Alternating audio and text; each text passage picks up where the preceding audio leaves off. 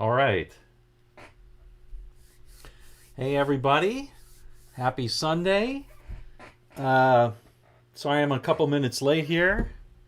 Dealing with a really rough headache and a package I just got, which I'll show to you in the mail. And normally I don't show packages. Oh my gosh. Right after I did the exposure, it looks like it's all screwed up. Anyway, it looks like it's super bright all of a sudden. So let's cut the brightness. Or let's cut the exposure a little bit. Ugh, that's too much. Just cut the brightness. There we go. All right. Hey, let me know if you can hear everything okay. And we will get going. I want to say hi to everybody. Hi, Matt. Hey, Tom Jones.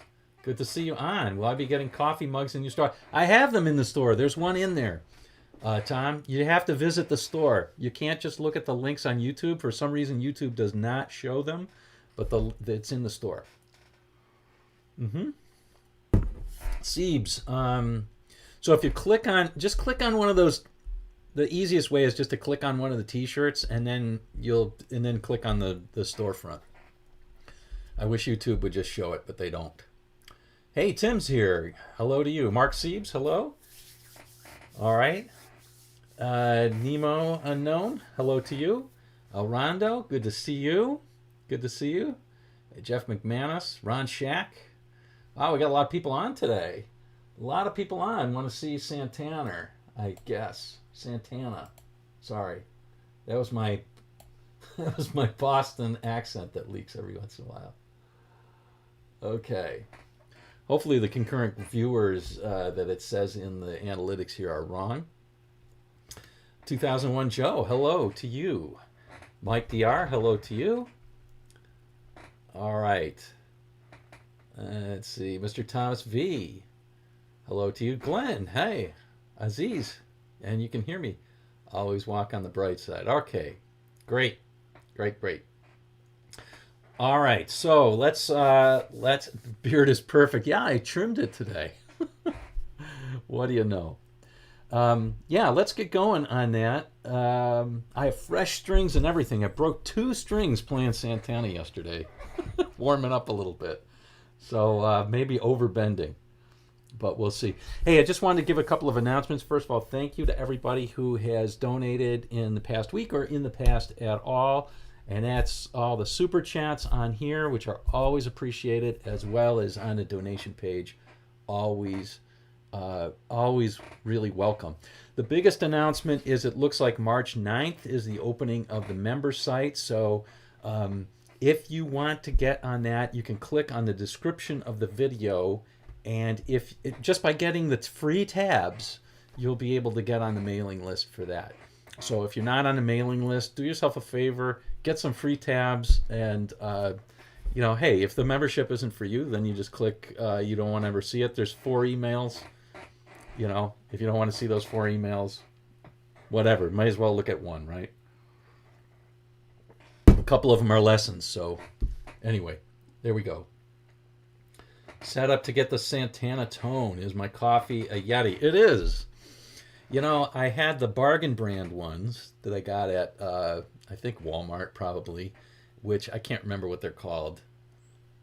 They work just fine. And I told my daughter, she can get the bargain brands. They work just as well. And she wanted to get me the real Yeti. And it actually does work better. What do you know? But it's expensive. Anyway, it was a gift. So, hey. So before we get into Santana, like I said, thank you for everybody for the donations. That we're going to go live with the site on March 9th. I have all the material up there. I'm just testing it out. The site is going to be based on my method of teaching that I teach with my private students, and it's something I'll be updating certainly every month, quite a bit, multiple sections, and I'm just working on the organization. Because there's so much, I've done some studies on this, and what people are usually turned off by is overwhelmed by the material that's there. So I want to make sure people aren't overwhelmed, and they can navigate properly. All right, so that's that. Hey, I want to show you what I got in the mail today. Oh, one more announcement. Next week is my week off for the live stream, so I don't do the last week of the month. I give myself a little bit of a break, so you'll probably see 2 videos next week. If you have any requests for videos, make sure you make them in the comments of any of my videos or here as well. I may not see them in these. But anyway, this is what I got. I saw on the, well, see if I can get, I saw my doorstep today, this morning. So I'll be reviewing this. This is kind of a cool little sort of instant pedal board, if you will. And this one is geared for blues. And I'll show it to you here for a second. Maybe we even use it later in this, but it's Sonic Cake, I think, and it's one of these 4 pedals in ones with a speaker cab simulator. And I tell you, these work great in a pinch, and they're a hell of a lot easier than bringing a pedal board. This one has, it looks like it has 2 different types of reverb. There we go. 2 different types of reverb, air and slapback. So El Rondo, maybe you can get the 50s reverb tone. It's got a overdrive rather than a distortion, supposedly, and then it's got a compressor. So I'll be interested in trying it out. Maybe I'll try it out later today. We'll have a look at it. All right, so let's get going. Let's do a little improv, sorta. And I need to set the volume levels and all this. Okay, we'll see if I got the PRS out for Santana. And we'll do a little Santana, and then we'll talk a little Santana, and then we'll answer questions. Never sure how much gain he uses. Well, I think sometimes he uses a lot of gain, but he does an interesting trick that I'm going to try and emulate a little bit here. And I'm going to be stepping on some pedals here. But we'll see. All right. Okay. So let's give it a shot. You will probably recognize this one. I need to check the volume level on it. Make sure it's not too soft or too loud. I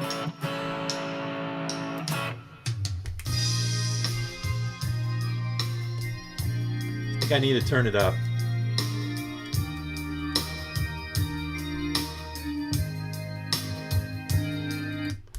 And we'll turn up.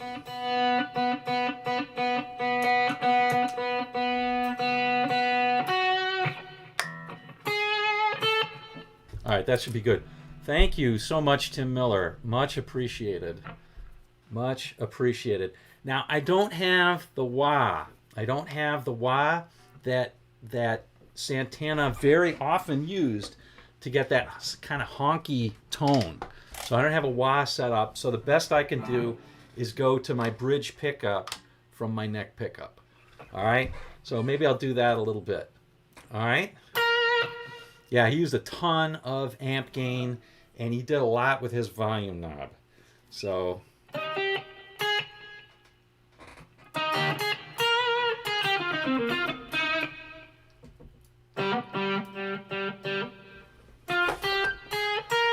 let's give it a shot. I don't know. I'm not digging this. It sounds a little too thin, but we'll give it a shot. Here we go.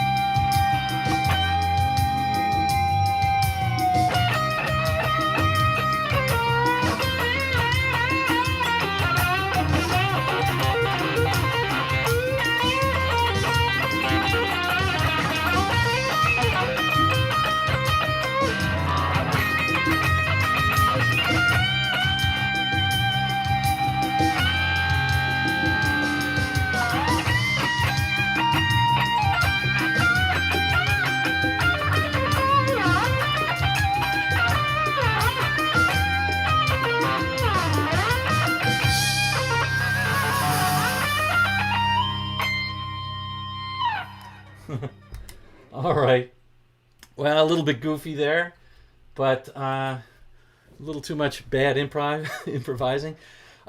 So what I was trying to do there was obviously now Santana has a lot of pedals and stuff like that he can click on, particularly the wah, so that he can get that nasally tone.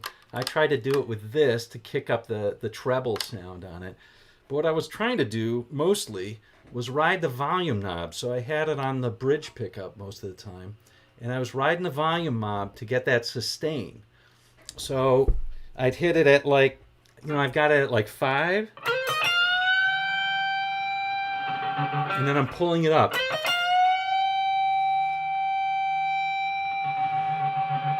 Just to get something a little bit more there. So, is it exactly what Santana would have done? No. And this guitar sounds to me a little bit too thin, so I'd have to work with. I had it sounding pretty good this morning, but to me it sounds a little bit too thin. So I backed the tone off on this, but it wasn't enough. And I put it back up afterward.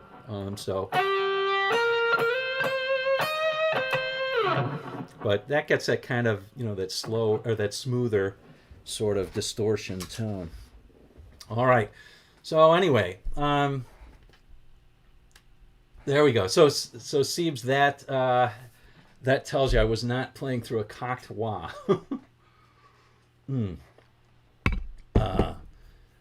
Yeah, and I think he is a lot on the edge of feedback, and that's why he's constantly. If you see videos of him, even from early on, he does the same thing that Gary Moore does. Let me show you.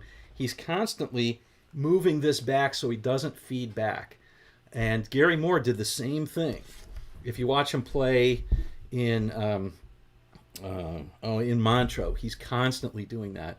And if you watch Santana play in Woodstock, he's constantly doing that. So let me see if I can. I don't know if I have enough here. Let me let me crank up even more gain. This is about as much gain as I can put on this. I could probably do a little bit more, but if I put a little bit more gain on, let's see. So this is. You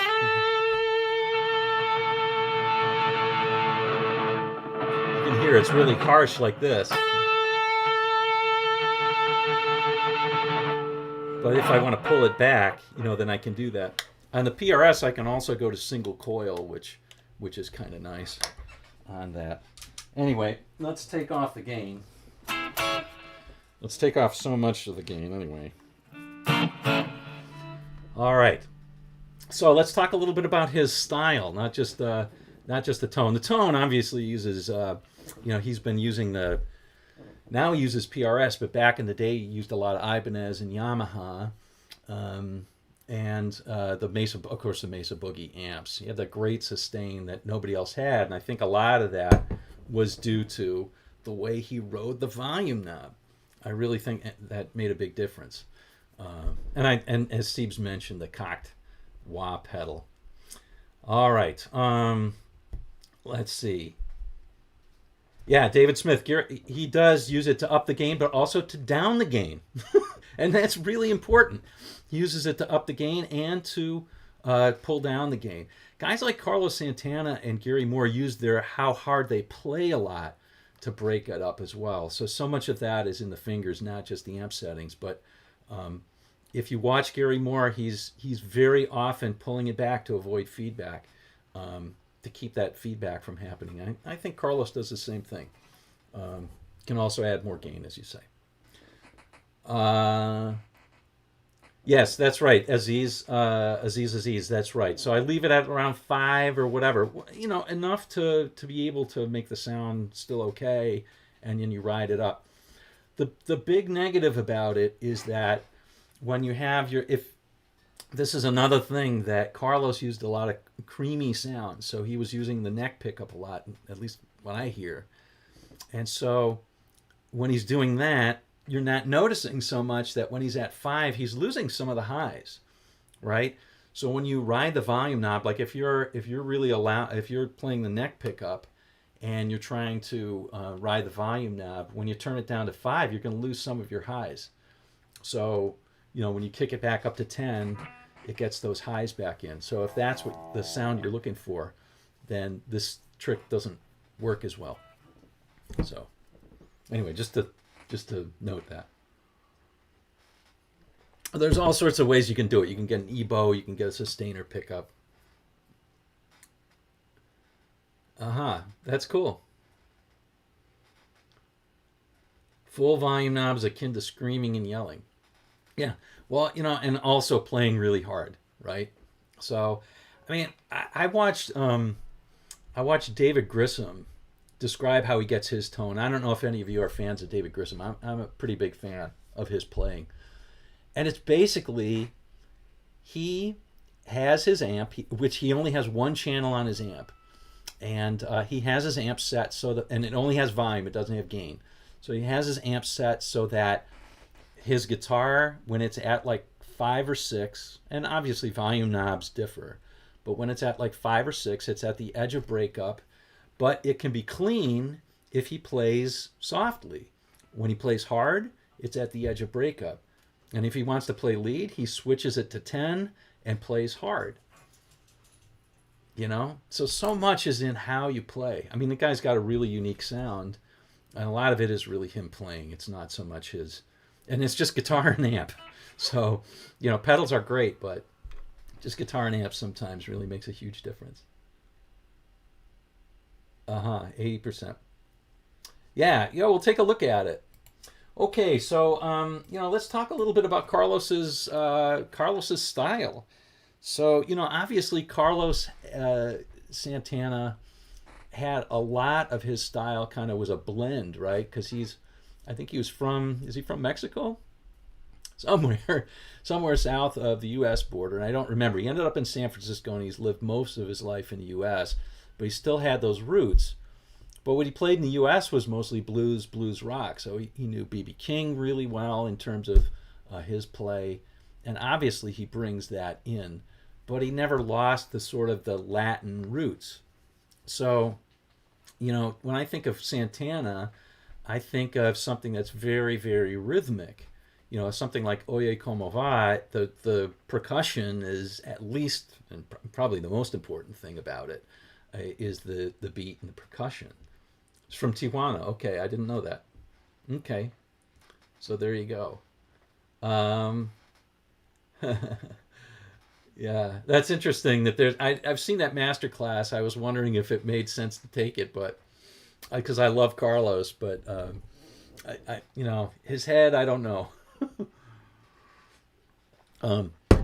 But anyway, so we're talking about a lot of things that are pretty rhythmic, that have that sort of. Let me get clean here.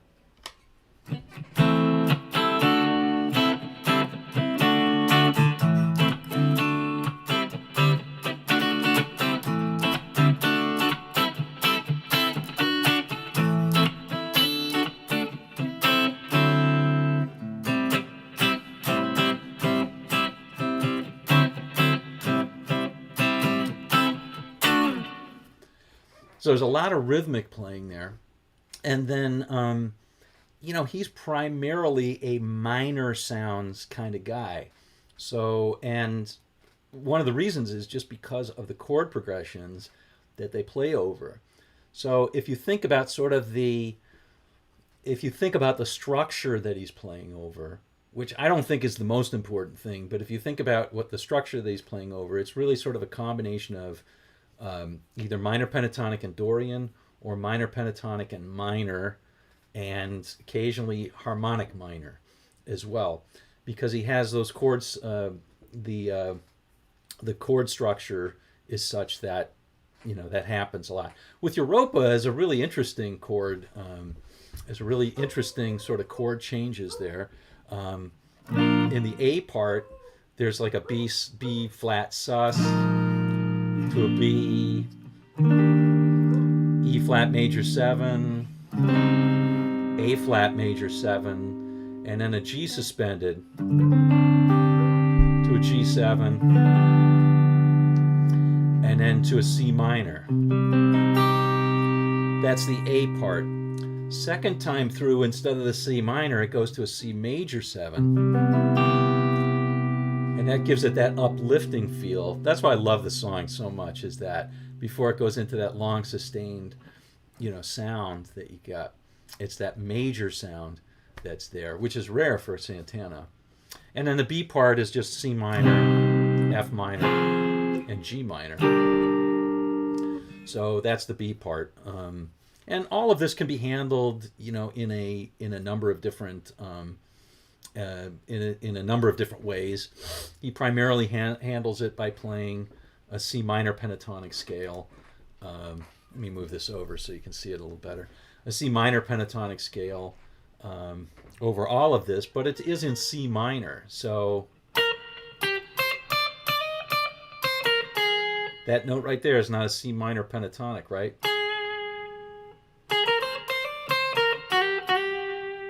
That's over that E flat.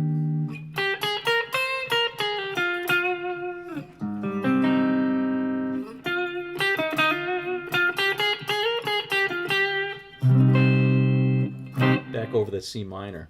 So, C minor pentatonic's going to miss a lot of those melodic notes, and so he plays them. So C minor works really well over this, except for that C major 7. And you'll hear him just either staying on a note that's in a C major chord, like G, or playing something that's like a C major arpeggio.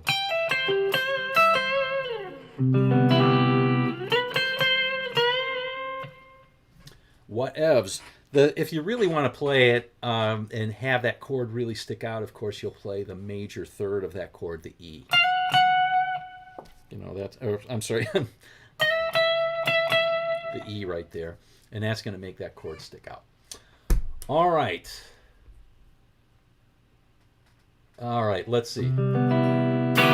So let's look at another one, and this is the other type of thing that he likes to play is Dorian, and let's do one where Dorian makes a lot of sense. Okay, and I'll demo it a little bit. We'll just improvise a little bit, and then we'll improvise a little bit, and and then we'll talk a little bit about it. So let's see.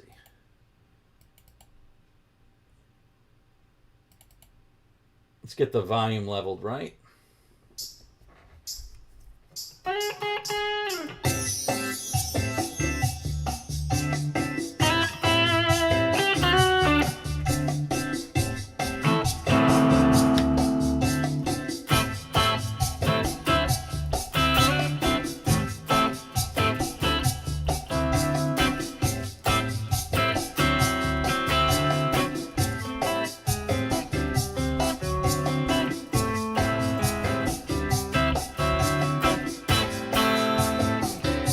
Okay, so now let's improvise a little bit.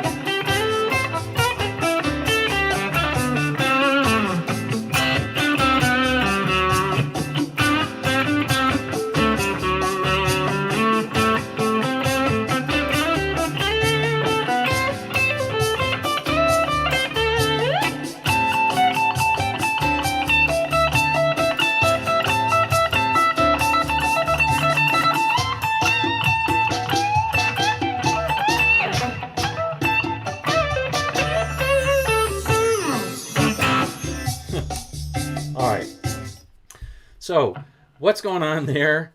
Obviously, Oye Como Va, basically, right? So we've got so this is one of those places where people would say, oh, he's using Dorian. He's using the Dorian. But why does the Dorian work?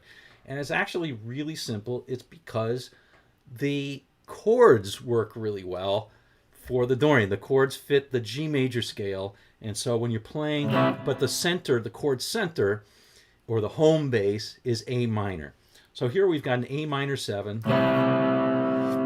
to a D dominant chord. I'm going to play a D9. So it's basically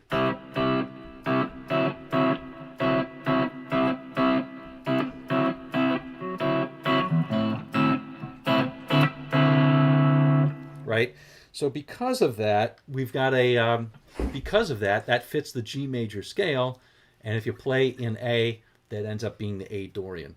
Now, obviously, let's look at the home base for the A Dorian, and just because it's something we can look at pretty easily here, and a little bit out of tune.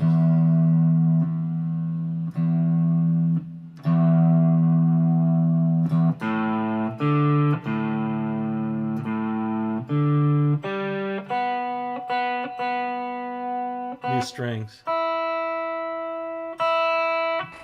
Okay, so if we look at that, the A Dorian right here would be, so that's 5, 7, 8, 5, 7, and then 4, 5, 7, 4, 5, 7, 5, 7, 8, 5, 7, 8. And the key thing is this sixth right here of A, major sixth. So that's the thing that sounds a little bit brighter, lifts it up from just from a minor pentatonic, and gives it a slightly different sound there than the minor pentatonic would have. But I do want to show you that the minor pentatonic is embedded in this Dorian scale.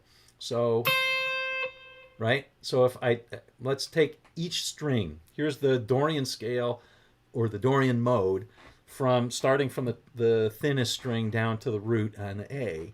So we've got, well, look at that.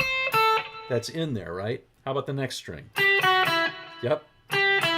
Minor pentatonic's in there. So we've got, and how about this? Yep. And how about this? Yep. And how about this? Obviously they're the same. And this. So the minor pentatonic is going to work if the Dorian works.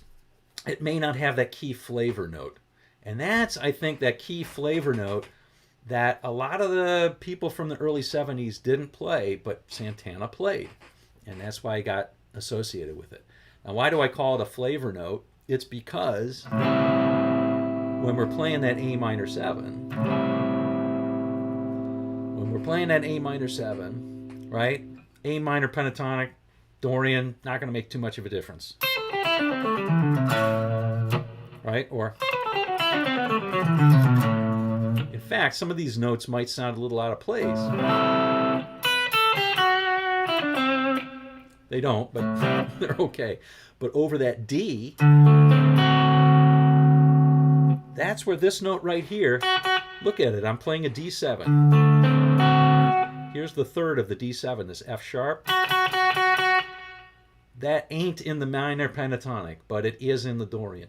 And that's why it sounds really cool, is because you're playing the third of the chord, and always the third of the chord is what distinguishes it from being a minor or a major. So it sounds really cool. Let me show you. I mean, if I play a minor pentatonic, I'll play a minor pentatonic over this, and it's not as expressive. Let's give it a shot.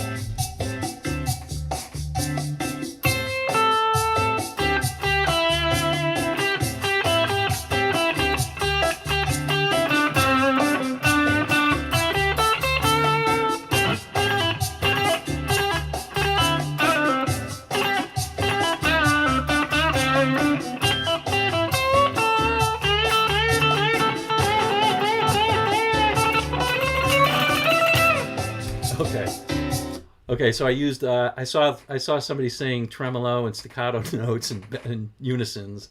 I was just kind of looking at the comments as I was playing, And so I want to add a few of those. So I apologize for playing a little bit out of the Dorian, or out of the minor pentatonic. I played this note right here. But you can see I really want to hit this note. You'll hear this time when I do hit that note, it sounds more expressive.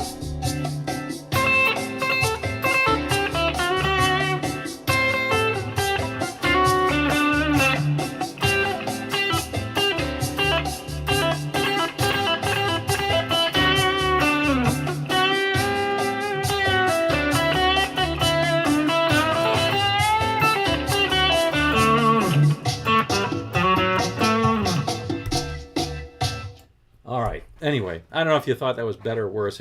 I think I played it worse, but it does help with that D7 tonality. So there we go. All right. So in case you were wondering what the A Dorian is, I hate going into the modal description again, but let's be very quickly into it. If you know the major scales, A Dorian is just the G major scale started on A. So if you play the G major scale,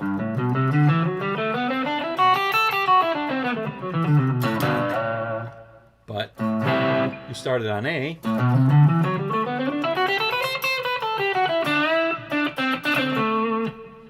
you can play it wherever you want and emphasize the A as a home bass, and there you go. You're playing A Dorian. All right, let's see. So one of the things I didn't mention in this one, and that I tried to play a little bit, was he liked that Michelle or the My Funny Valentine chord progression as well, but he obviously played it in a different time. So this thing.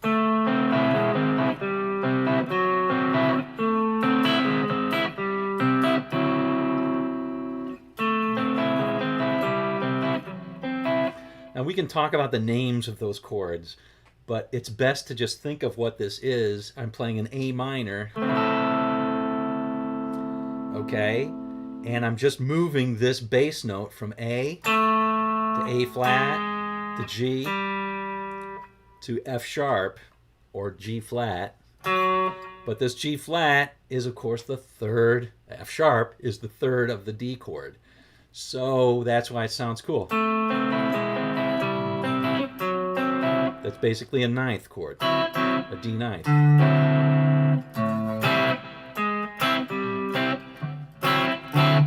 Anyway, so he liked to do that quite often as well, which is a cool maneuver. All right, let's do another one.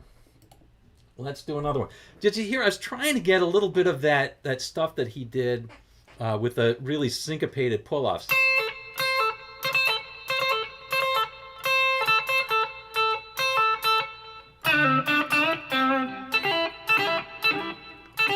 He had those really quick pull-offs and all that kind of stuff. All right, let's do probably his most famous one. What the heck? Why not, right? Maybe I need a little bit more gain. But for this, I feel like I want a nice bassy sound here. It's a little bit. Let me add some bass.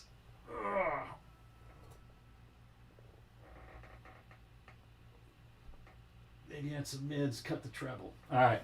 I don't know if that's going to work. Am I still in tune?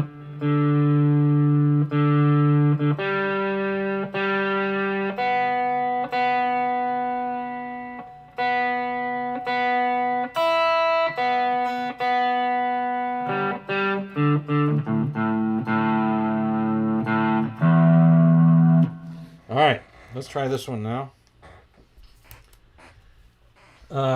And I don't really know this one, so I'm going to try the bends, and we'll see what we get. All right.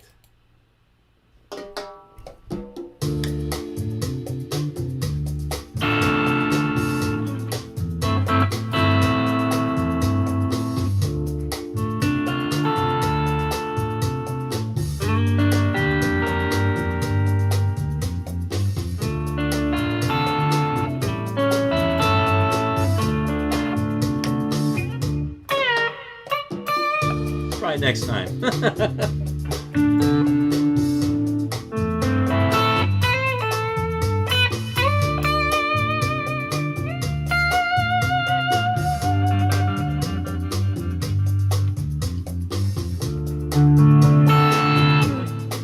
All right, let's try it now.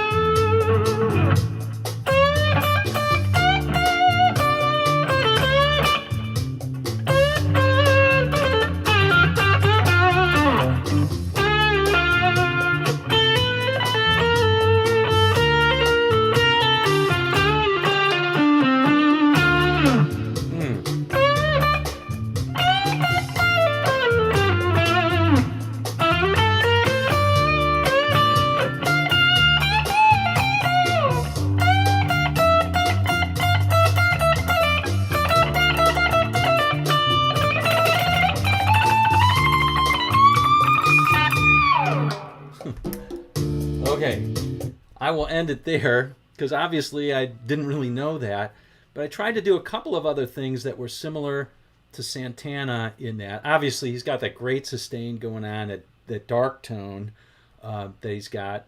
So here we're playing mostly out of a minor scale, or mostly out of a minor pentatonic, but occasionally we're pulling out that minor note. And two other things he loved to do, and that was he loved this sort of thing.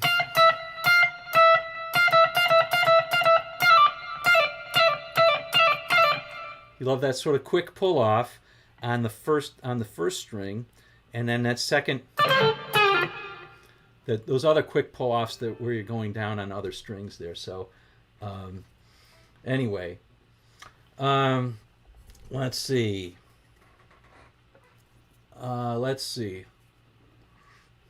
Now, obviously, Black Magic Woman is Carlos Santana's probably his most famous song, but it's not even his song. It's obviously Peter Green's. I see some people talking about that a little bit. All right. Let's see. Let's do one more. And, the other thing that I did in this one that Santana loved to do in his solos was whatever he was doing, he ended it by doing tremolos leading way up to the top, or very often doing tremolos leading way up to a bend that's at the top. So, this... Sorry.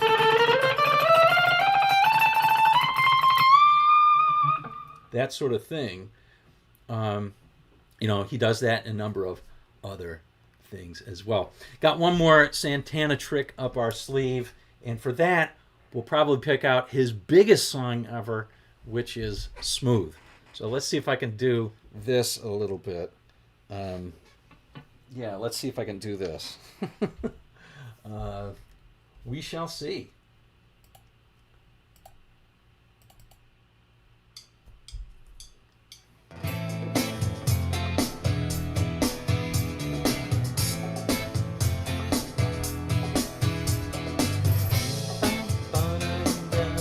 Okay.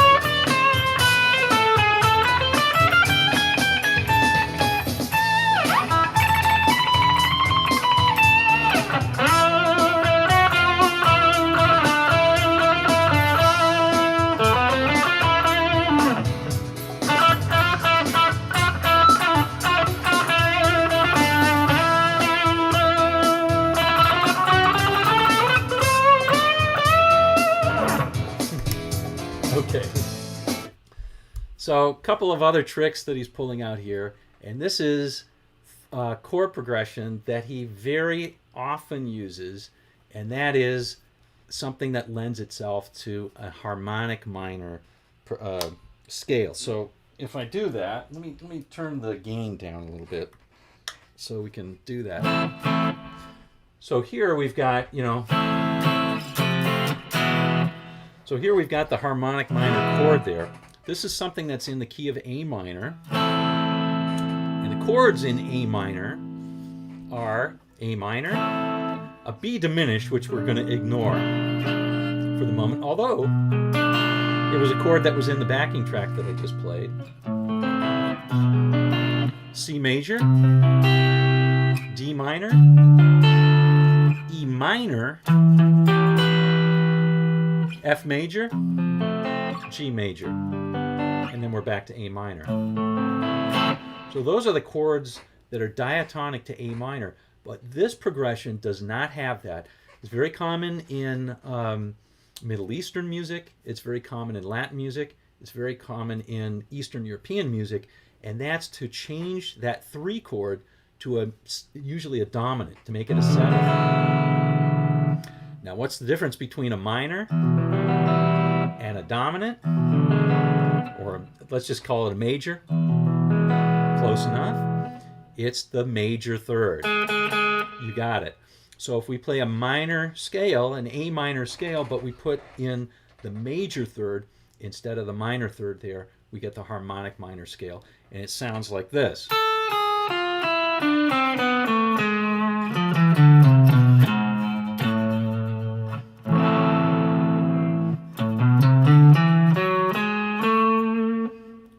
So it sounds really cool. And he uses that a lot, when he's playing the...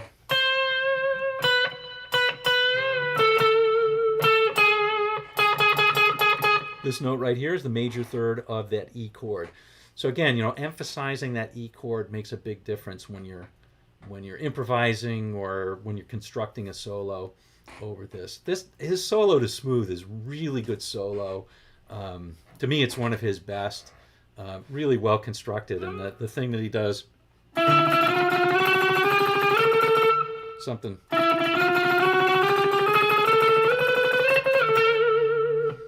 It's just a nice little thing that he does there at the end. And then he does some really cool bends.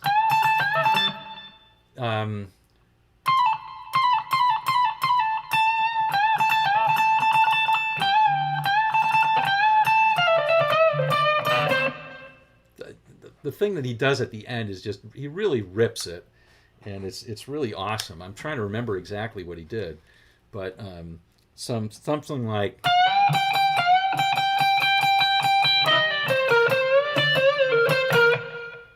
something like that. So it's a combination of this blues scale and minor and a minor scale. That how he comes down on it.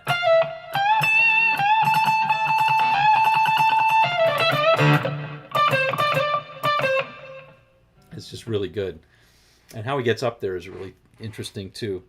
And he uses his patented that line as well. So lots of good stuff in that solo for sure. He always is himself when he plays, and you can always hear it. So anyway, let's see. All right. So let's see. People talking about Peter Green. That's all I've got for today, gang. And so I want to say hi to a few people, and then I think, we've gone on for 50 minutes or so. My gosh, it's been a long time. So I want to say hi to people, and then I can handle any questions. So there we go. David Smith, second mode of major scale is the dominant. Yep. Okay, so Dennis O'Neill, better, lots of vibrato. Santana used a very controlled vibrato. It's not like a Clapton vibrato, or certainly not like a Tom Scholz vibrato. Another guy who played at the edge of feedback, right? Tom Scholz, always at the edge of feedback. But he has that really wide and wiggly vibrato, He's always going to sound something Well, let me crank up the mid-range here.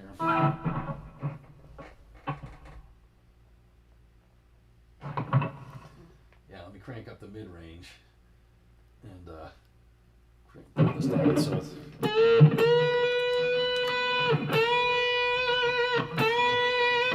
So Tom Scholz is always going to go.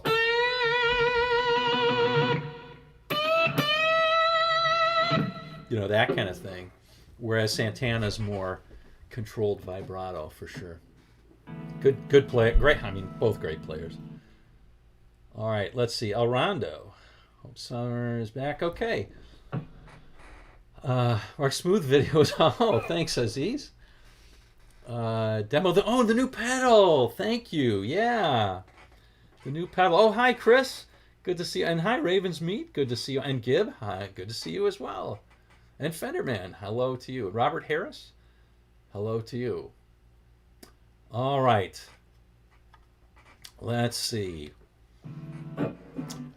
All right. Thanks, Jeff. Thanks. Opening chords of Soul Sacrifice. I don't know what the chords are. We can try and figure them out. Does anybody know what key it's in?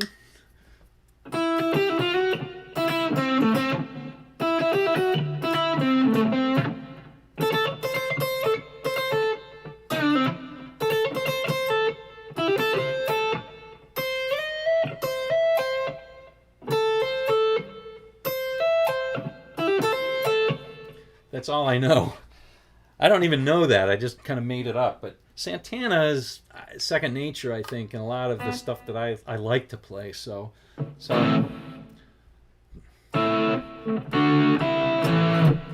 oh, that's all it is. It's just like assuming that it's in A minor, and it may not be in A minor. Okay, you may have to start your starting point, but it goes.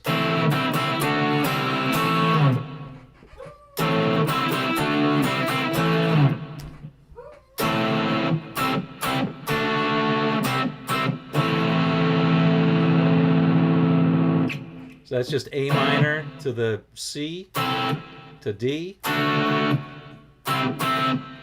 then C again, A minor. That's it. That is it. All right. Let's see. A new Gary Moore album. How can that be?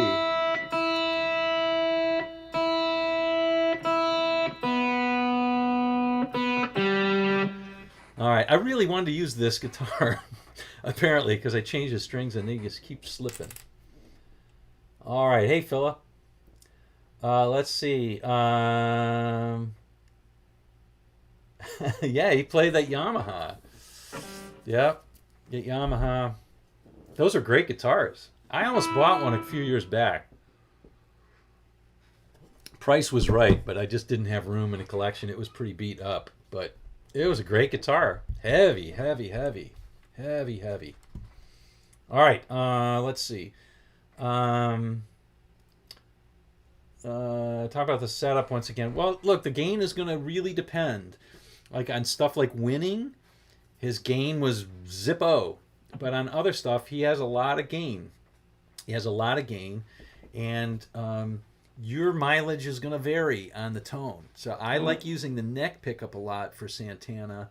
And then I don't have it here today, but if I have a wah pedal, you can click on the wah, leave it sort of half cocked, and that gives you a more nasally tone for some of his leads. The other thing you can do is switch on to the bridge pickup. But gain's a funny thing, you know, whenever you're recording. When I record my videos, I usually end up taking off a decent amount of gain because it's so easy to put too much gain on. I probably have way too much gain on today. So I'll probably listen back to this and go, ugh, so much gain. I'm not a fan of overdoing gain.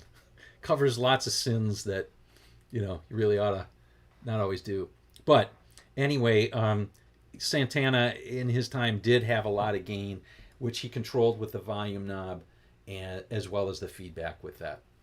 Somebody once told me that in an interview, Santana said he used to walk around the stage trying to find all the good spots for feedback and note where they were when he was playing. So that's kind of cool. I like that a lot. All right, we'll try out that pedal now, right? So let me try out this pedal. So I got this. Let me hook it up, and I'll play clean. So maybe we'll try it with this is okay. This should be okay.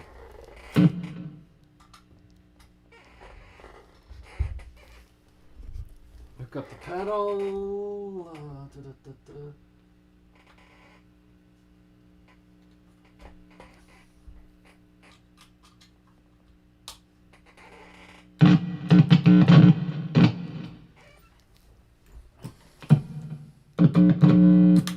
Okay, got it. Sorry about that noise.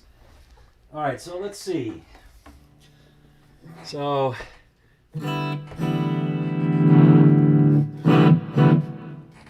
let me get a cleaner sound for this demo. I love this guitar, but it doesn't get as clean as I like to. So let me get something that's a little more clean.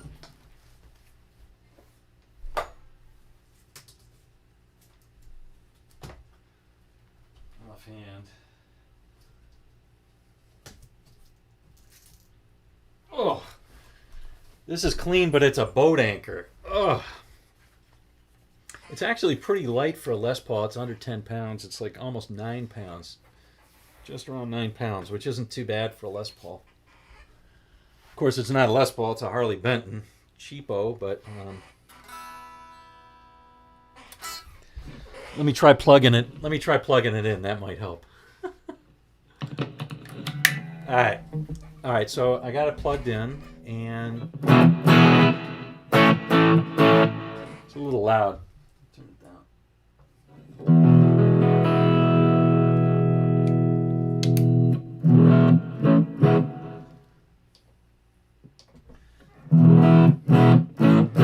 Okay, this is dry out of the neck pickup, so let me go out of the bridge bit.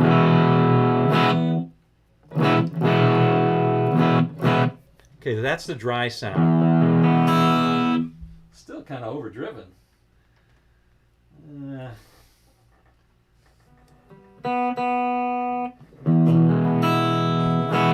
That's not too bad.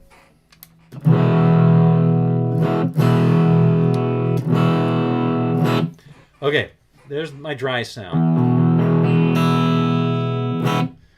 Now I'll try the air. I just turned on the air. Let's hear how this sounds. So this is dry, and this is with the air. It's probably like a room reverb is my guess. Let's turn it up. Yeah, it's a reverb. It's like a room reverb. Not too bad. I like it. It's actually pretty good. Okay. Let's try the slap back now. So I've got slap back. I've got blend, repeat, and time. Oh, so it's probably a delay. They call it slap back. It's probably just delay. My gosh. So let's put the blend in a little bit. Put the repeat. Well, let me crank it so that we hear it all. Okay. Just turned it on. And let's see. It's a delay. So, if I put the time really short,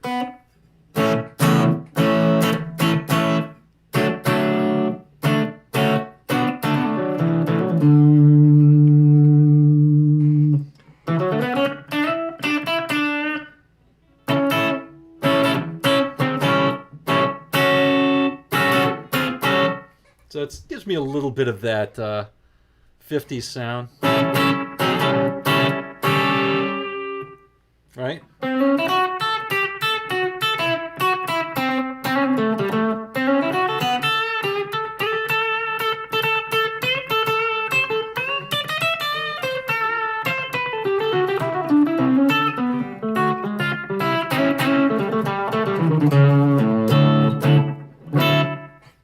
Anyway, that's what that is. All right, so now let's try the blues. It says blues. I'm guessing this is an overdrive. So let's see. Oh, this has a volume, a tone.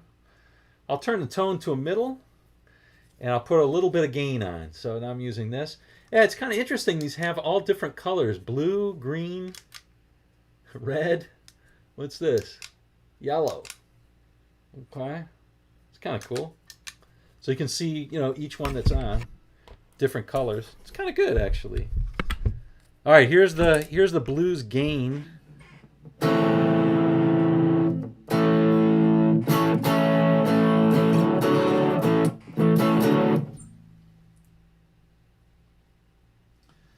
I just realized why it sounded so nasally.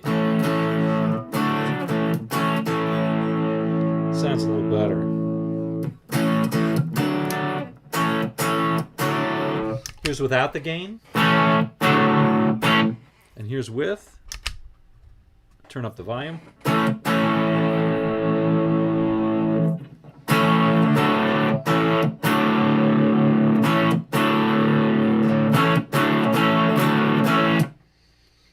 That's not bad. That's just low gain. Let me turn up the gain. That's like clocked around 3. Let me crank it up to as much gain as I can get here. Yeah, so this is a blues type of gain. This is an overdrive. It's not a distortion.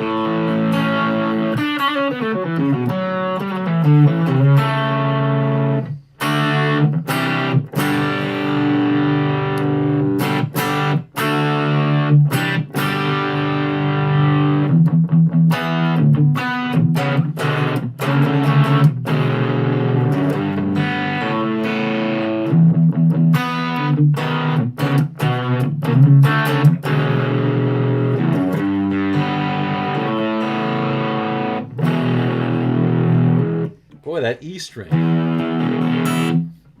This is not a bright guitar today. I don't know what's going on. Let's, how about this? Oh, that's better.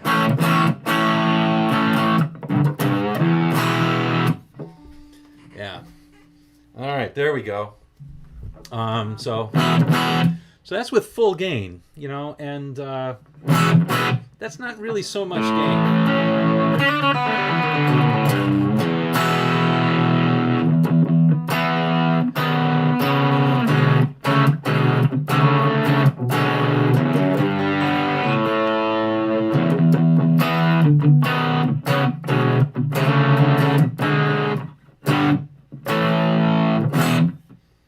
All right, so let's see. So now we're going to change. Now we're going to put the compressor on.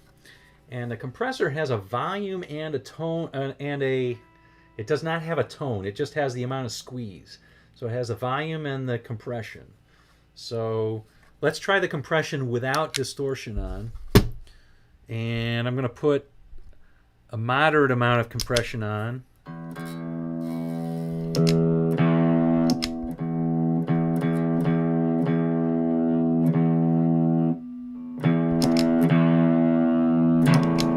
Okay, so here's no compression. Here's no compression. And here's with the compressor on.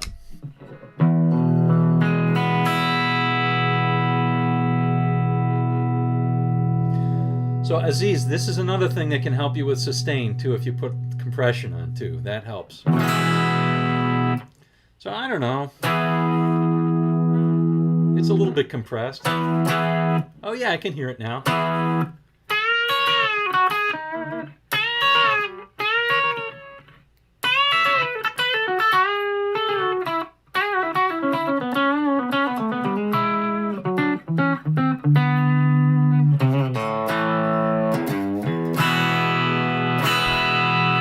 Sounds a lot brighter now. Digging it.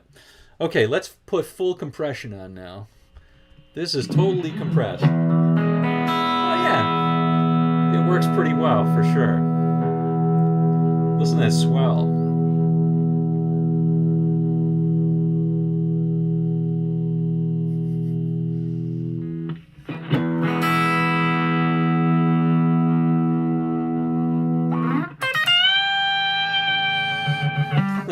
I'll try that afterward. But anyway, now let's put a little gain on and see how much stuff we can get out of this gain too. So if I put a little compression on, I got the compression up around 40%, so that's a decent amount of compression.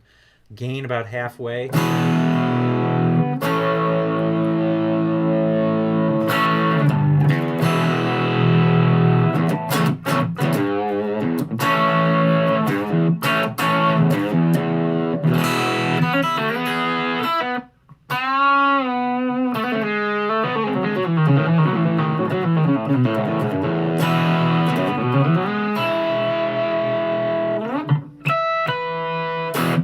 All right, anyway, there we go. So that's pretty much all of that pedal. That's pretty much all of that pedal. I kind of dig it. It's kind of nice. I could use this on a gig. I feel comfortable. Gave up playing through a compressor. Mark, do I usually use a compressor? On my Strats, I do. Because I always feel like I don't get enough beef out of my Strats. So I usually do. On the Les Pauls, I don't. There's enough amp compression that I'm getting, I think, because I use pretty small watt amps. I use a 5-watt amp, so I think I get enough there. So I try not to use compression if I don't need to, but compression's nice to have. All right, so that's that. Anyway, kind of cool. Now I have another one. Ta-da! This looks similar, doesn't it? But it's not. This is a little bit different. It has a chorus, and it has a distortion. So this is a much stronger distortion, and there's no compressor. So, you know, this might work better for El Rondo. Hey, thank you, El Rondo. Appreciate that. That's a nice little tip. So much appreciated. Anyway, this might work better for El Rondo because he doesn't like using compression. Of course, with a stronger gain, you don't need to. But you can see, I actually kicked this on for the Santana stuff, and you can see I have the gain at like 30%. So I was not using much gain on this thing at all, and it felt like it was a pretty creamy tone. Anyway, and then it has a delay and a reverb. So there you go. I really like these Sonic Cake pedals. They're so easy, you know. There's nothing, and they're cheap. These are like $70 or $80 or something like this. And are they the greatest? No. And for an old man, these knobs are really small, and the volumes are sensitive, so you really have to work with the volumes. But they work pretty dang well, I have to say. So anyway, there we go. I'm pretty excited. I'm going to do a full review on the YouTube on that. So I'll be reviewing both of those pedals coming up, as well as this thing. Sonic Cake. Sonic Cake has been sending me these pedals recently, which is kind of nice. This is a great looper for like $40. It's so I'm going to do a demo of that as well. It sounds great. It sounds way better than my Trio, you know. But it's not as flexible as the Trio, but it sounds better, and it has, like, you know, when I bought my first looper, that looper had like I don't know how many, 10 minutes of looping time or something like that. You know, not much. So, and this thing has a lot more, and it has 3 channels, so you can save things, and you can even download them to the computer, which I don't do, and upload things from that. Yep. Now now you can get a multi-pedal where you have all these different things, like one of these type things.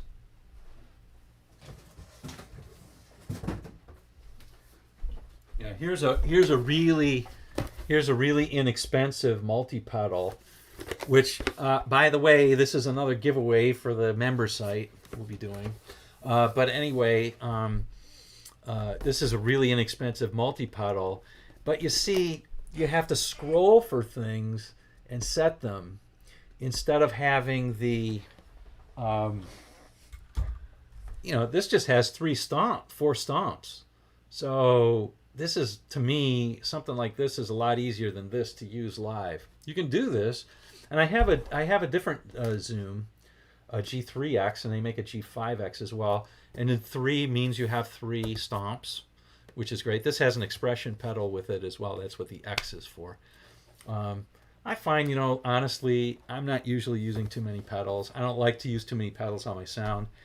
I'm more from the Angus Young pedal school, which is plug your dang guitar into the amp and play, and that's what I do, 80, 90% of my stuff. I just plug into the amp and play. But pedals are fun. Looper pedals are great.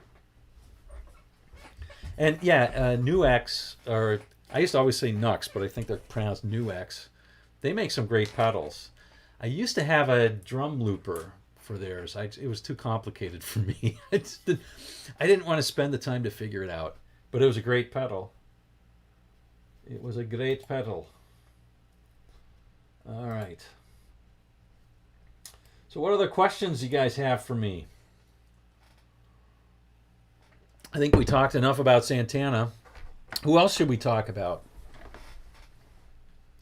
Oh, Joyo pedals are pretty good too. I'm shocked. I have a Joyo overdrive that has completely replaced all of my older distortion pedals. I used to have a Mac, MXR Distortion Plus, and I had a Tube Screamer, an Ibanez Tube Screamer. I don't use those anymore. I just use the Joyo pedal. Works great. Anyway, usually I don't even use that. I use the amp, but there you go. Joyo pedals. And I have an EQ. I have a Joyo EQ pedal. It's really interesting. I think a lot of these new pedals, like there's been a lot of new pedals that have come out that are like, oh, get Larry Carlton's Dumble sound. I think the Dumble amp seems to be a very common pedal that people have now. And my understanding of that is they basically are taking something where they do an overdrive and they'll add an EQ into it. So if you have an overdrive pedal and you have an EQ, essentially if you put them in series, and you can mess around with the EQ until you find, that I'm skeptical whether you're going to get a true Dumble sound out of a pedal. But if you can do it with that, you should be able to do it with just an EQ pedal, 6-band EQ pedal, and a gain pedal.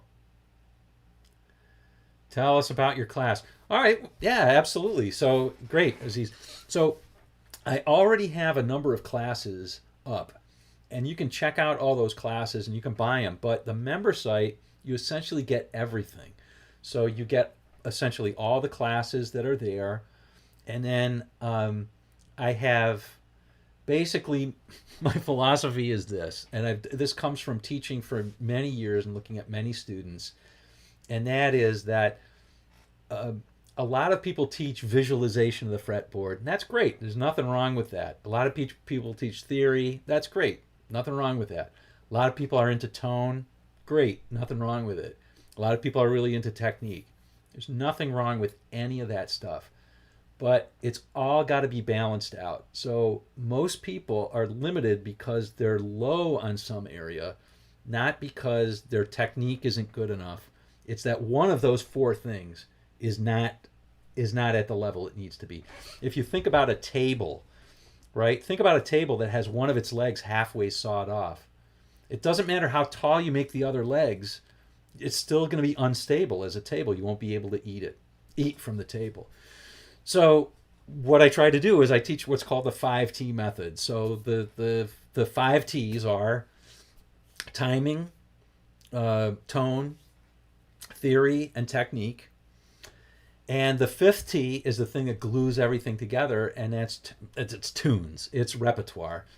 And so a lot of the repertoire that I've built over YouTube, I'm building in a I think a better way on the site. But some of the lessons will be for tone and technique and theory, and it'll be separate. And you should be able to it'll help identify, where you need to work and ratchet that up over time. Plus, there's going to be stuff that I'll constantly publish, like, a course on lead guitar or a course on 70s music or what have you, lead rock playing, right now I have a beginner's blues thing up there. I have an R&B chorus up there. I have a rock chorus up there. So that would the membership site covers all of that. The membership covers all of that. So that's what it is. That's what it is. Great question. All right. Lots of pedals. Yeah, Dave, that's right. I mean, and so much of it is going to be it really is about getting people to be more confident and really just to have fun. I mean, all this stuff is all about having fun. I tell you what, I wouldn't have done any of that Santana stuff if I wasn't having fun playing it. If I wasn't having fun playing it, it's, forget it. But, it's just fun. And do I think I play it perfectly? Of course not. Come on. I'm not that delusional. Thank you, Gary. Much appreciated. I always appreciate the tips. Thank you.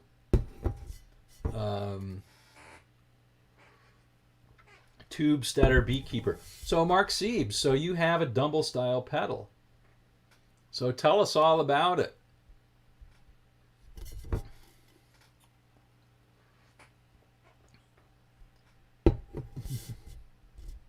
That's neat. Well, right. El Rondo makes a good point. Every Dumble amp is going to sound different. They all have different voicings. So, I mean, to me, the perfect sound is always the Larry Carlton and Robin Ford type sound. And they both have Dumble amps voiced for themselves. And, Robin Ford is he uses very few pedals as well. A lot of it is just how hard he plays in that volume knob. He says he does have a volume pedal he uses.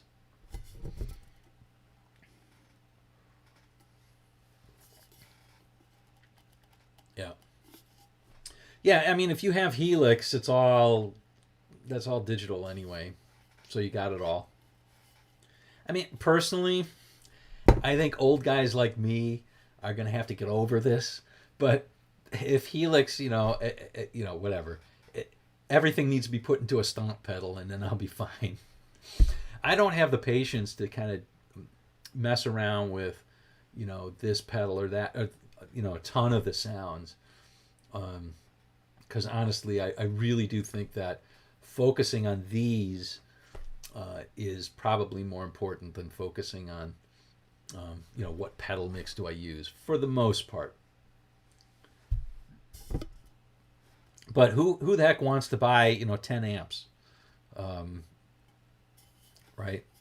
Or 20 guitars? Well, I have 20 guitars, but I'm trying to give some of these things away.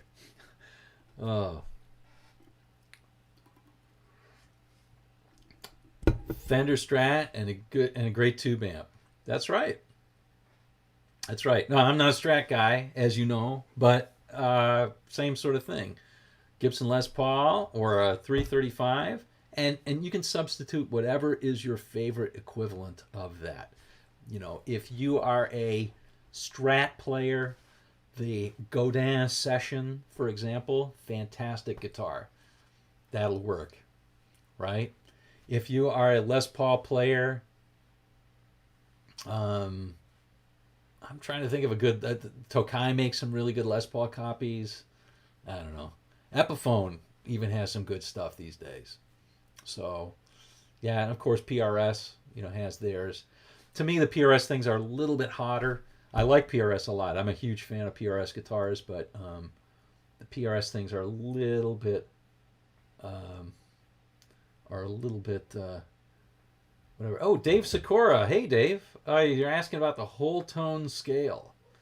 The whole tone scale. Yeah, so the whole tone scale fits augmented chords really well.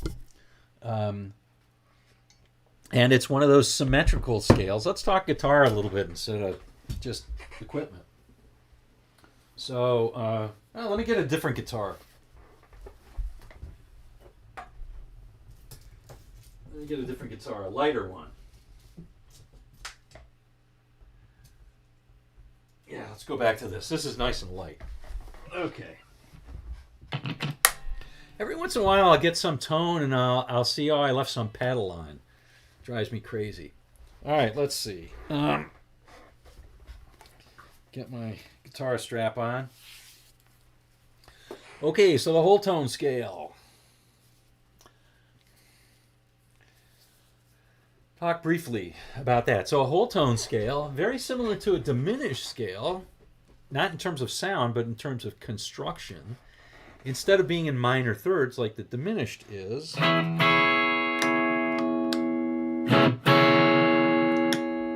clean this up. Everything is a whole tone away. So, for example, if we start at B, I'm going to start on this A string, right? If we start at B, everything is a whole step, so 2 frets.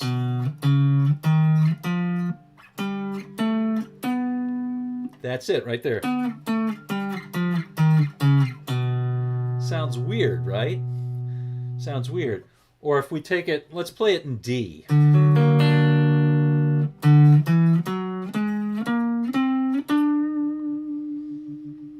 Okay, so it's a weird sounding scale. It's not a stable sort of sounding scale. So it often is used over really tense chords or to get like an outside sound before you converge onto back into the pocket, so to speak, before you resolve back into the pocket. So, you know, if you want to make it in a similar part in the neck, you could play.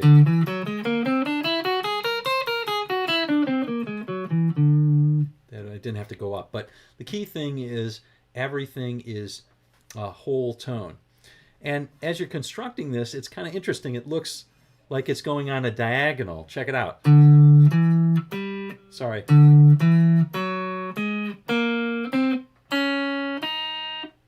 You know, so unfortunately, the way that the B string is tuned, it kind of breaks that up, so you stay the same when going from G to B, and then it's back up again when you go to the E. But this can be used a lot to resolve. So let's suppose that we're playing like a stormy Monday, right? So we're playing, you know, our G to our C ninth, back to our G, right? And then we go to our 4 chord, our C9.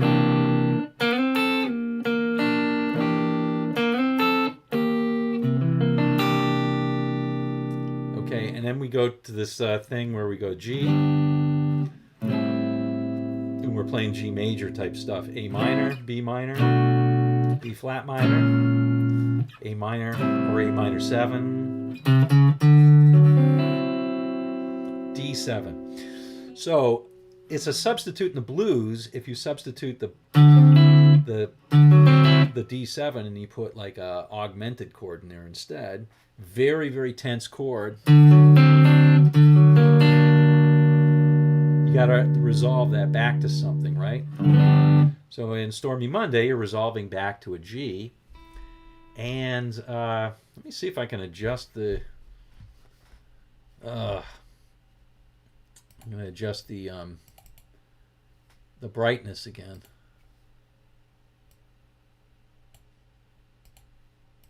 There we go. That's a little better. Okay. So you know, we're going from that D augmented back to a G. So how do you do that? Well, you can play a D whole tone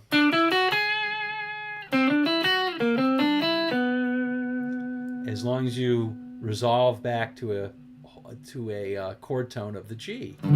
So over that D augmented, I could play a whole tone scale.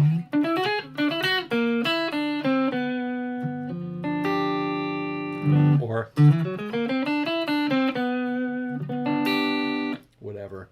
whatever works.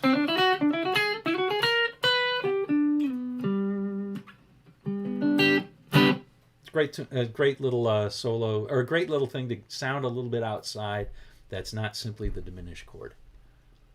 Let's see. You can play the tube amp at home if it has option to control the output. PRS a little bit, yeah. PRS Silver Sky, yeah, looks good. The only thing I don't like about the Silver Sky is it has that 7.25 radius. I don't know if I could deal with that. That's really, round radius. All right. Well, if there are any other questions, why don't you ask them? I'll take a minute. And, geez, why don't I pick something up to improvise over as we go out? I don't have anything in mind, but I'll pick something up. I want to thank everybody for being on, if there's no questions. And, yeah, just thanks for being on today. And look for the... Oh, hi, Frank. Ozman5151. Look for the emails. If you haven't yet signed up, all you have to do, and you get free tab, right? So if you click on the description of the video here, and you click on the Get the Tab, it'll sign you up automatically. That just, allows you to get tab on my site. And, excuse me.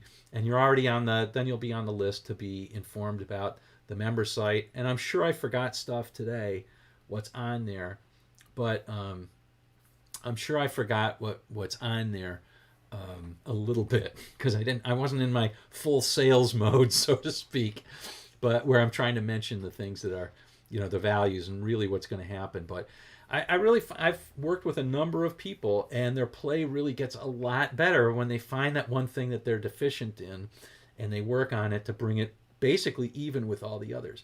What I found is that, honestly, with guitar players, very often too interested in theory, and not enough in getting good tone out of their fingers, and timing.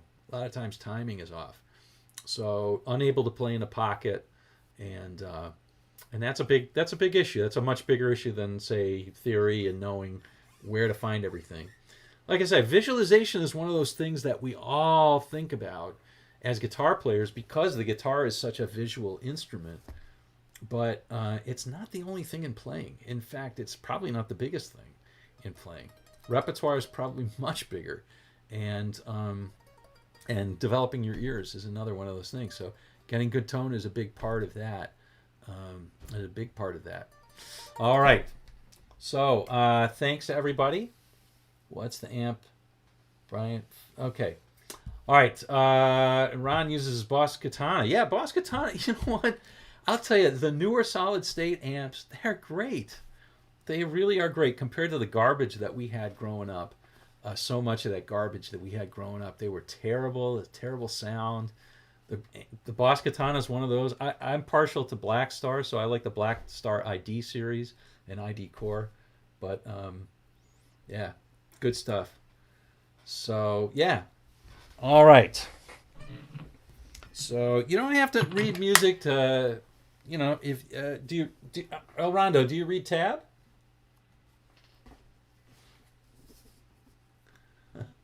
Okay.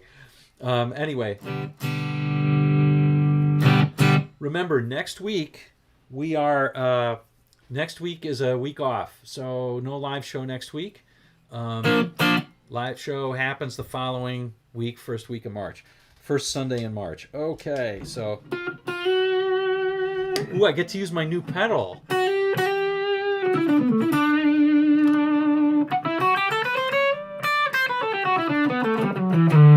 On the improv. So let me find something I can improv here. I don't know if I can or not. Let's just pick it. Let's just pick it, and we'll roll with the punches. We will roll with the punches. How's this? Let's see this one.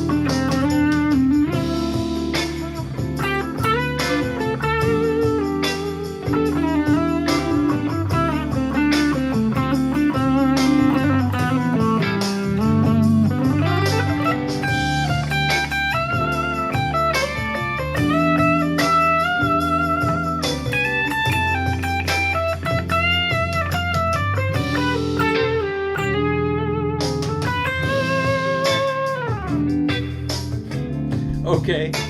All right, everybody. All right, everybody. We'll see ya. And, yeah. Let me see. We'll see you around.